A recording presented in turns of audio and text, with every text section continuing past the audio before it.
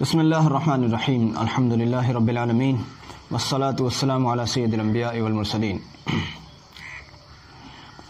ہمارے اکابر اور مشائخ میں بڑی بڑی ہستیاں، بڑی بڑی اللہ والی ہستیاں اور ایسے سے برگزیدہ اللہ والے پیدا ہوئے ہیں جن کی مثال بہت ہی مشکل سے ڈھونڈنے سے ملتی ہے۔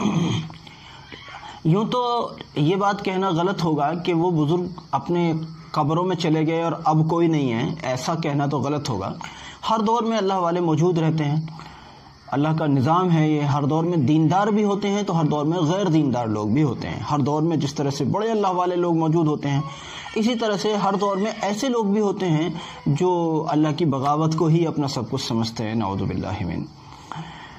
آج میں بات کرنا چاہتا ہوں ایک ایسے نام کی جس کو بھلے آج آزاد ہندوستان کے احسان فراموش ماحول میں بھلا دیا گیا ہو، لیکن اگر وہ ہستی نہ ہوتی تو ظاہری اسباب کے لحاظ سے اگر دیکھا جائے تو ہندوستان آزاد نہ ہوا ہوتا۔ اس شخصیت کا نام حضرت شیخ الہند رحمۃ اللہ علیہ ہے۔ یہ وہ ہستی ہیں جو دارالعلوم دیوبند کے سب سے پہلے اسٹوڈنٹ ہیں، سب سے پہلے طالب علم ہیں، اور انہوں نے تحریک ریشمی رومال نام سے ایک بہت بڑی تحریک چلائی تھی۔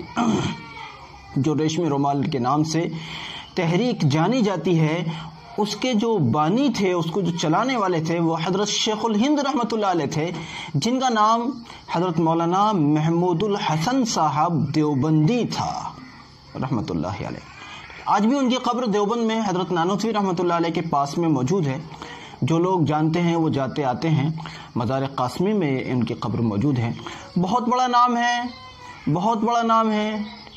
انگریز نے انگریز کے خلاف پالیسیوں کی بنیاد پر ان کو مالٹا کی جیل میں ڈالا۔ جب ان کو مالٹا کی جیل میں لے جایا جا رہا تھا تو ان کے ایک بہت ہر دل عزیز شاگرد اور مرید حضرت مولانا حسین احمد مدنی رحمۃ اللہ علیہ، انہوں نے کہا بھئی میں بھی ان کے ساتھ ہوں۔ انگریز نے کہا تمہارا کیا قصور ہے؟ کہ میرا قصور بھی یہ ہے کہ جو یہ کرتے ہیں وہی میں کرتا ہوں۔ مطلب تمہارے خلاف بغاوت جس طرح سے یہ کرتے ہیں ایسے ہی میں بھی کرتا ہوں، میرا قصور یہ ہے۔ خود اپنے کو پیش کر رہے تھے جیل میں لے جانے کے لیے۔ وجہ کیا تھی؟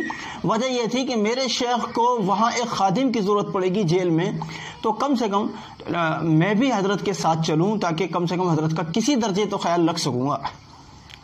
اب حضرت مولانا حسین احمد مدنی رحمۃ اللہ علیہ کو برابر کے کمرے میں رکھا گیا اور ان کو دوسرے کمرے میں رکھا گیا، اور درمیان میں ایک دیوار تھی جو اتنی اونچی تھی کہ ایک دوسرے کو دیکھ تو نہیں سکتا تھا، لیکن ایک طرف سے دوسری طرف فلانگ کر آیا جا سکتا تھا۔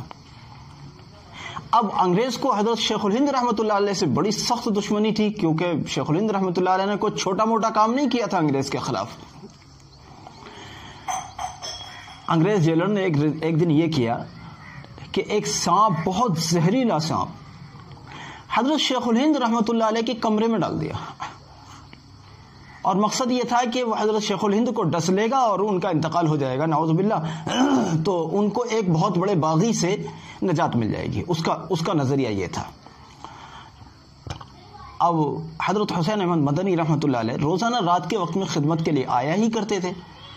اب جب انہوں نے آنے کا وقت ان کا ہوا اور انہوں نے آنے کے لیے دیوار کے اوپر وہ چڑھے، تو ادھر حضرت شیخ الہند رحمۃ اللہ علیہ نے ان سے فرمایا کہ ادھر نہیں آنا، ادھر سانپ ہے۔ اب ایسا مرید جو اپنے شیخ کی خدمت کرنے کے لیے جیل میں گیا ہو، وہ کیسے رہ سکتا تھا ایسا کہ میرے شیخ کے کمرے میں سانپ ہو اور میں اپنے کمرے میں بیٹھا رہوں؟ تو ایسا تو ہو ہی نہیں سکتا۔ وہ بہرحال پھر تو آ گئے۔ اب وہاں کرتے کیا دونوں کے دونوں؟ نہ کوئی لاٹھی، نہ کوئی ڈنڈا، نہ کوئی اور ایسی چیز، اتنا زہریلا سانپ۔ اب ایک ہتھیار تھا ان کے پاس۔ وہ ہتھیار کیا تھا؟ اللہ کا نام۔ اللہ کا نام تھا ان دونوں کے پاس۔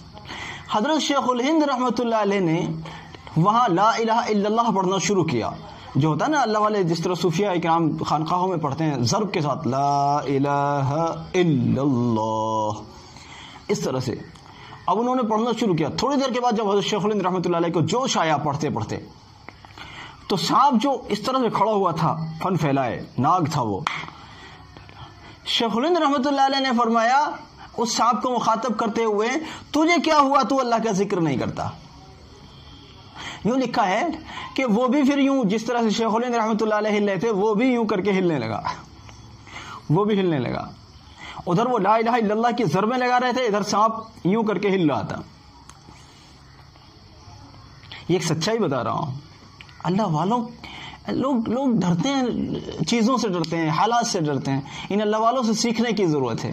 اللہ کا نام آج بھی اگر ہم زبان پر رکھیں تو انشاءاللہ آج بھی اللہ کی ایسی ہی مدد ہمیں ملے گی. تھوڑی دیر تو وہ سانپ ہلتا رہا، جھومتا رہا.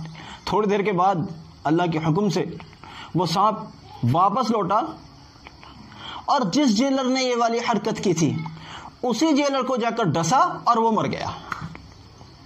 اللہ کی قدرت. یوں کہتے ہیں کنواں جس کے لیے کھودو وہ خود ہی گر جاتا ہے. اس نے سانپ ڈالا تھا شیخ الہند رحمۃ اللہ علیہ کو ڈسنے کے لیے، لیکن شیخ الہند رحمۃ اللہ علیہ کے پاس اگر لاٹھی ڈنڈا نہیں تھا تو اللہ کا نام تو تھا. وہ بیچارہ جیلر اس بات کو نہیں جانتا تھا کہ یہ اللہ والے لوگ ہیں، یہ اللہ والے لوگ ہیں. یہ حضرت شیخ الہند رحمۃ اللہ علیہ، اور آگے چل کے پھر ان کے شاگرد رشید حضرت مولانا حسین احمد مدنی رحمۃ اللہ علیہ، یہ وہ ہستیاں ہیں کہ اگر ان لوگوں کے ناموں کو اگر تاریخ آزادی ہندوستان سے نکال دیا جائے تو آزادی ہند کی تاریخ ہرگز مکمل نہیں ہو سکتی. ہرگز تاریخ ہندوستان مکمل نہیں ہو سکتی، آزادی کی تاریخ مکمل نہیں ہو سکتی. ان لوگوں نے اپنی پوری جوانی اور پورا جب تک زندگی رہی پوری زندگی ان لوگوں نے ہندوستان سے انگریز کو نکال کر بھگانے پر خرچ کی. یہ الگ بات رہی کہ آج کے احسان فراموش لوگ ہم سے پوچھتے ہیں کہ تم نے کیا ہے اس ملک کے لیے. ہم اس ملک میں وہ مقام رکھتے ہیں الحمدللہ کہ اگر ہم نہ ہوتے تو گیدڑوں کے بس کا نہ تھا ملک کو آزاد کرانا. اللہ کے فضل سے ہم ہی روح رواں تھے تاریخ آزادی کے. یہ ہمارے اکابر جنہوں نے اپنا سب کچھ قربان کیا، بار بار جیلوں میں گئے. ان اکابر کی قربانیوں کی برکت ہے الحمدللہ کہ آج ہندوستان میں آزادی کا سانس ہندوستان کے بسنے والے ہر ایک ہندو مسلمان کو مل رہا ہے. بہرحال میرا مقصد یہ تھا، اللہ کا ذکر بڑی چیز ہے. قرآن کہتا ہے وَلَا ذِكْرُ اللَّهِ أَكْبَرُ.